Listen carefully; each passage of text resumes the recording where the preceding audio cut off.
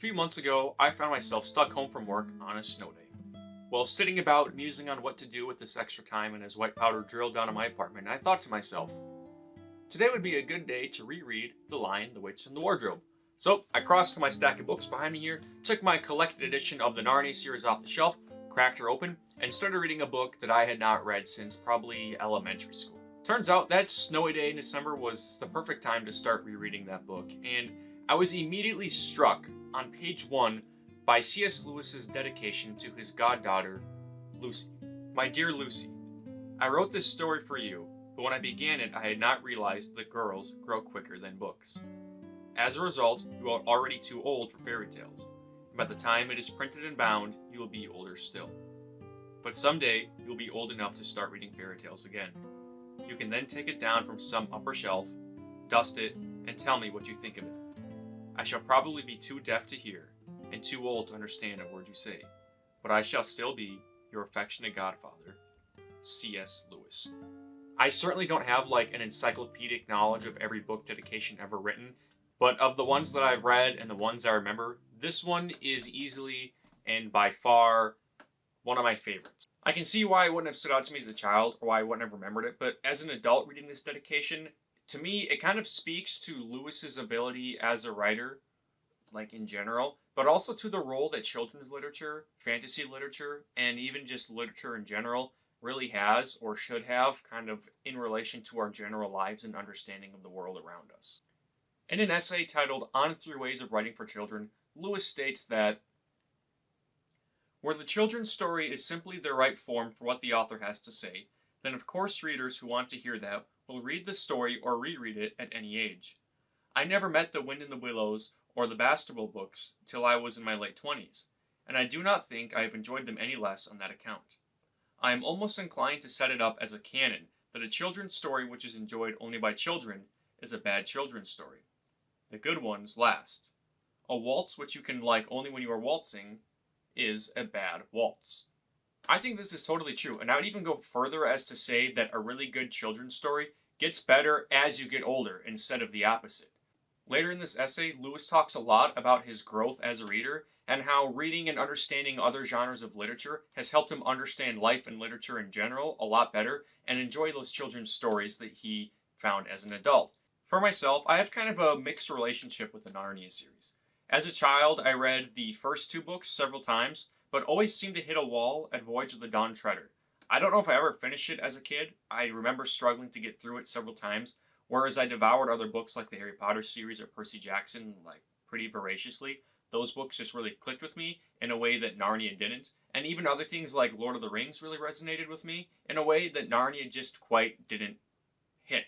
So I was a little dubious going back into this as an adult once I got to Voyage of the Dawn Treader, and I was extremely surprised to find that Voyage of the Dawn Treader was my favorite book in the series, especially at that point. While the first 2 books kind of had the vibe of a happy daydream, like a childish daydream waltzing through a field, Voyage of the Dawn Treader, especially in its conclusion, feels a lot more like a strange and confusing, mystical fever dream. Yes, it has the fun and adventure and the whimsy, but it also has a sense of mystery and danger, which I just don't think the first 2 books quite have. And again, this is particularly in the end, as the book gets into more strange and existential questions concerning characters like Edmund and Lucy and their relationship to Narnia. When they are told they aren't allowed to return to Narnia, this scene has a lot more emotional weight, I feel, than when Peter and Susan are told they can't return to Narnia in the previous novel, mostly because we get to see the scene a lot more clearly than we get to see Peter and Susan's, but also because it feels like much more of a loss through the eyes of Lucy, who embodies that childlike understanding and love of the world around her. This scene also really builds on the nostalgic, dreamlike, existentialist feel that the book set up early through conversations with the fallen star Ramandu, and I just really like that confusing celestial existential atmosphere that comes at the end of this book. The scene at the end of Voyage of the Dawn Treader when Edmund, Lucy, and Eustace speak to the Lamb as Aslan is one of my favorite in the entire series. I think it just does a very good way of putting into words that feeling of adolescence that most, if not all of us have or go through at some point, right around the ages of between, say, 10 or 11 to 13, 14. And though Lucy's still a little on the younger side here, Edmund is right at that perfect age. I remember turning 12 or 13 and suddenly having this feeling about myself and life that something was different, that something was sort of missing. And this scene captured that feeling in an accurate and memorable way that I don't think any kind of realistic or contemporary young adult literature book or coming-of-age novel ever really has or could. As an adult, what I recognized I felt like I was losing or missing or feeling differently about was actually my childhood. The world was starting to look different to me, and I was starting to look different to the world as well. This kind of loss or completion of loss really landed for me hard at some point, again, probably around the age of maybe 14 or 15, when I went to the store for something, actually with my own money to spend from having a job, and suddenly realized that it had been years since I'd gone to the store and walked into the toy aisle, or years since I had measured the value of currency and how many action figures I could buy with a certain amount of money. As children, we are always subjected to stories and tales that plead with us and beg us to never lose our magic, to never grow up, to always see the world through a childlike lens. And while yes, Narnia does this throughout the entire series, and especially in the first two books, Voyage of the Dawn Treader is the first time where I feel it sort of departs from that and says, you have to let go of your childhood. You have to move on at some point. You have to forget it. You have to lose it. Aslan tries to make this idea clear to Lucy. She has to leave Narnia, return to her world, and find herself. He doesn't really give her a good reason or tell her why. It's simply something that she must do. And it's very difficult for her to understand because throughout this whole series, she has been the one character who unwaveringly supports Aslan, Narnia, and the magic without question. Everything revolves around her, and now suddenly the entire foundation of her being, that belief, is being undermined by the person she's believed in the most, Aslan. Now, though the religious allegory here is a little heavy-handed, I still think it works in general in fitting with childhood and adolescence. Lucy is told that she'll be able to get this magic back. She'll get to return to this place, this world, these people, these feelings at some point, but she's not told how, when, or why. She's simply told that it will happen, and that she must get to know Aslan by a different name and in a different place. It's easy to understand the moral or messaging of this as an adult, but as a child, I can see why for kid readers, or even Lucy the character, this would be a nearly impossible task. This is something I understand and resonate with in a way as an adult that I never could have as a child, and which I'm sure I'll resonate and connect with far more later as an old man than I can currently as a young man, or adult, who is young, but not a young adult. Additionally, Voyage of the Dawn Treader's ending and farewell is a perfect emotional and thematic setup for the entire novel, The Last Battle. I know there are a lot of mixed feelings on the series finale for a lot of reasons, and a lot of these really center around the role of Susan and how she's treated. In short, The Last Battle concludes with the Friends of Narnia finding out that they are all dead. They have died in a train crash in the real world and are now being welcomed into Aslan's country, a more perfect final form of Narnia.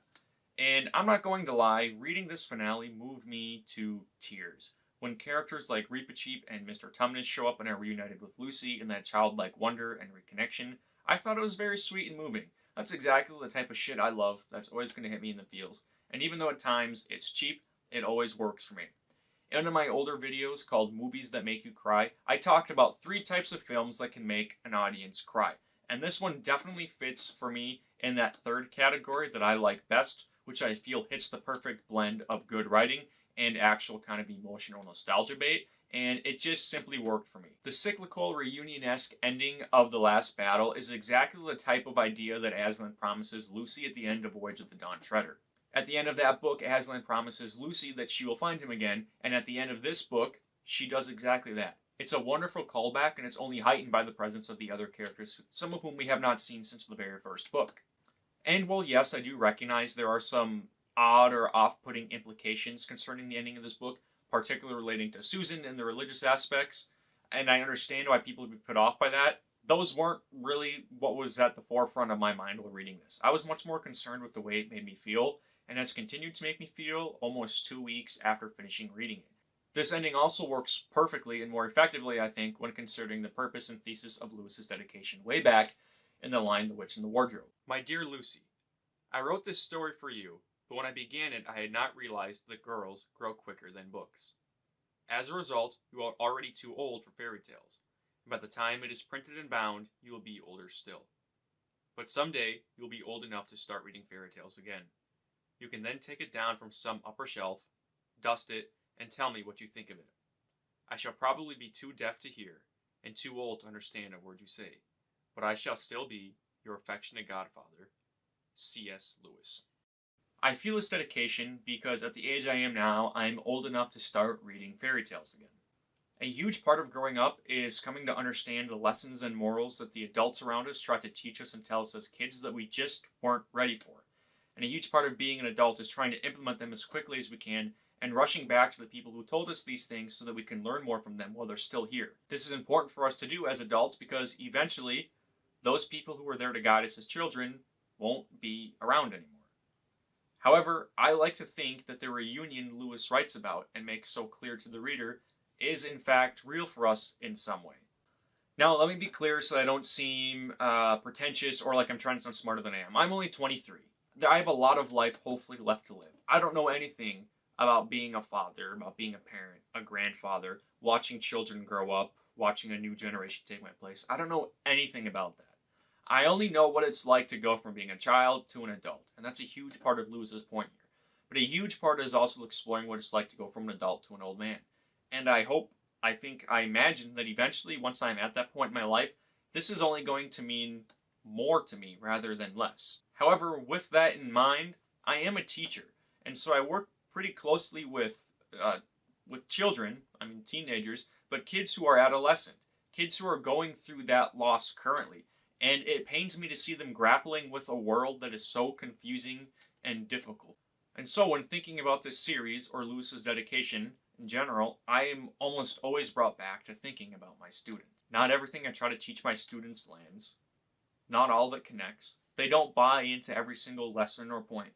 But that's just the way kids are. That's the way I was, and that's the way these kids' kids will be.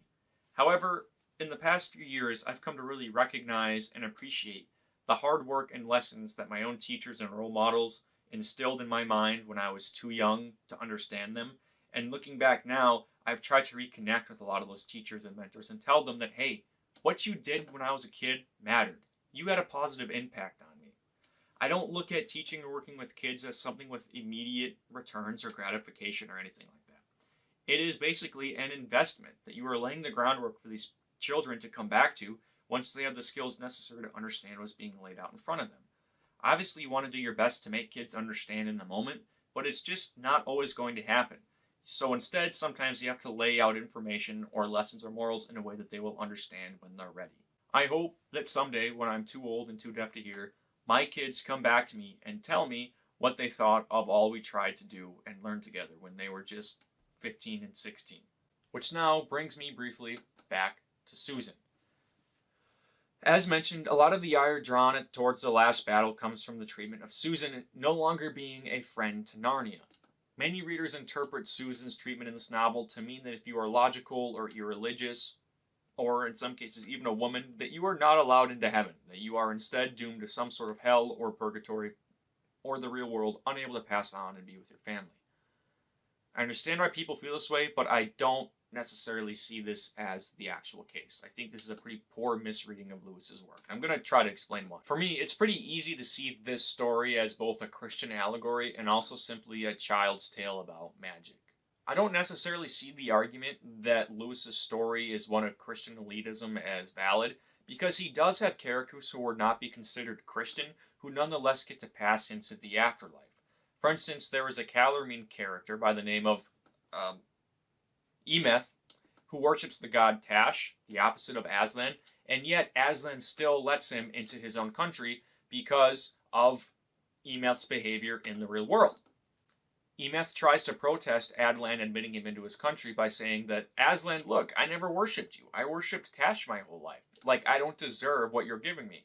To which Aslan responds, Beloved, unless thy desire had been for me, thou wouldst not have sought so long and so truly.